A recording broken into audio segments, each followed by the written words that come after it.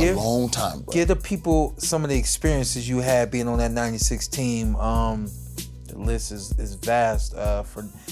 Fernando Vargas is on that list. De La Hoya, of course, not De La Hoya, excuse me. Mayweather, of course, is on that list. The list goes on. Some of the names. Eric Morrell from Wisconsin was a beast. Zahir Rahim from Philadelphia now resides in Atlanta, got a big gym in Atlanta, was a beast from Philadelphia. You know, David Reed. That was the name I was The only gold medalist. Yeah. And he did it in crazy fashion, needing a knockout to get it done. You know. So that was my first time ever, like, really. You remind me of David Reed a little bit. Stop it. We're not going to do that. We're not going to do that. I'm telling you. We're not going to do that. I'm telling you. Yeah, I did have a similar style to David. David was explosive. Yeah, that right hand was killer, man. Unfortunately, he received a damaged eye in the Pan American Games against a guy that eventually became world champion from Puerto Rico. I can't think of his name right now. But yeah, he hurt David Reed, and that eye was a droopy eye. It started coming over his eye.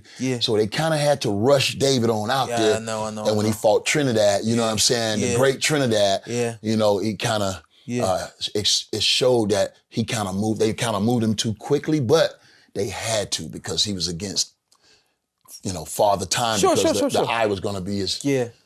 Let's stick there with the amateurs for a second. I don't do it anymore, but I used to always, especially when I first turned pro, I was missing the amateurs. I was like, man, I just want to go back to being on the team. Those some good days. Traveling, you know, doing the camp together, all those kinds of things.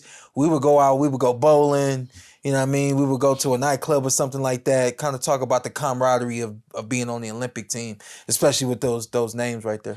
You know, with me, it was a different type of situation. We did do all of that, but I was an older statesman. You feel me? These are younger guys. I'm 25, 26. So, you know, me and Clay Bay, me and Nate Jones were kind of like more, you know, we hung out a lot more than, you know, but we all was a group. You know, I never forget in Augusta, Georgia, we met James Brown. You know what I'm saying? He hosted us. It was crazy, man. It was one of those moments in time, you know what I mean? And we had a vacation getaway in my hometown of Orlando. Okay. Brought the whole Olympic took the whole team down there. The whole Olympic team went down. Clean. It was crazy, bro. Yeah. We just took over International Drive, man. And they had a little bus of me in one of the biggest sports bars down there. And, you know, we came and we unveiled that. And it was crazy, man. So those memories always live with me, man. I remember when, God bless, rest in peace, Roger Mayweather was my roommate because at the Olympic trials in Oakland. Okay. And man, we partied. Had to be a pimp party we went to. I swear to God, in Oakland. But we had a ball though, bro. Those are times I'll never forget, man. And then watching these young guys become great. I was gonna ask. In their own right and seeing it right there, man. It's beautiful. And you were a little bit older than everybody else as well. So like when you turned pro, did you look back and watch with those guys? You watched everything that was guys? I mean, of course. Yeah, I saw it all. Still supported each other. Of course. Yeah. I mean, it's always gonna be a family. You know what I'm saying? The 2020 team, a lot of those guys turned pro with ESPN. The guys from the 2020 Olympic team. Right, with Bob. And we see them always at the fight supporting one another. You know what I mean? And that's how it's supposed to be, man. Because the brotherhood that we share, it can be better, bro. You know what I mean? Because we all can learn from each other. You know what I mean? I think that's, you know, when you look at the culture, man, I think we're headed toward more unity.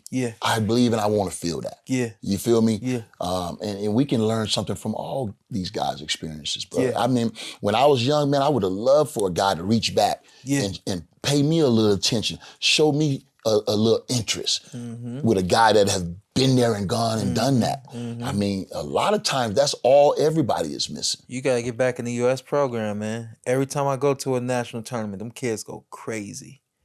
And they end up fighting hard. Harder, right? You already know how that go. They fight harder because you're there. Yeah. I remember Roy came to see us in the Olympics in Colorado Springs, and we'll never forget how that, just the buzz that we had, the great Roy Jones on our Olympic, camp, and it was crazy. He stayed about 2-3 days with us, man. And I'll never forget that. Did you ever have a dog moment when he was there? A dog moment? A dog moment where you watching him like. No, I'm always I was just I'm an amateur. Yeah, I know, but it wasn't even like that then. Yeah. You feel me? It was like but I was whispering to my guy, man, we fought. Cause they never I said, I fought Roy before. Yeah. 13, you feel me? Yeah. So I was like, I fought him before, man. Yeah. And then, but my goal was to capture the goal that eluded Roy Jones. I know. That was my moment when I got touched. Yeah. You feel me? When God showed me clearly where I needed to be in my life. You feel me? Was that like a sense of competition? He didn't do it, so I'm gonna do it? Or was it like almost like you're like it was what's the word I want to use? It was that was horrible what they did to him. Yeah. My heart went out for him. Yeah. You feel me? And the whole USA, bro. So like you were avenging him. That's the word I was saying. Yeah, it's like you were avenging him. Avenging, Clean. That's clean. Yeah, and just like I did when I went to Australia and knocked Danny Green ass out. I was avenging then. Yeah. I was avenging then. You feel me? So, boy, that's going to get you in the Hall of Fame right there. No, I'm going to tell you. That right there going to get you in the Hall of Fame. It's like, wow, he was an Avenger. As many fans and as many people claimed Roy Jones was their idol. Yeah. Then nobody want no get back. Then nobody want no get back. No. Name one person want some get back for Roy Jones. Nobody. No. I rest my case. No. If it was me, I would have wanted to get some get back. Sure.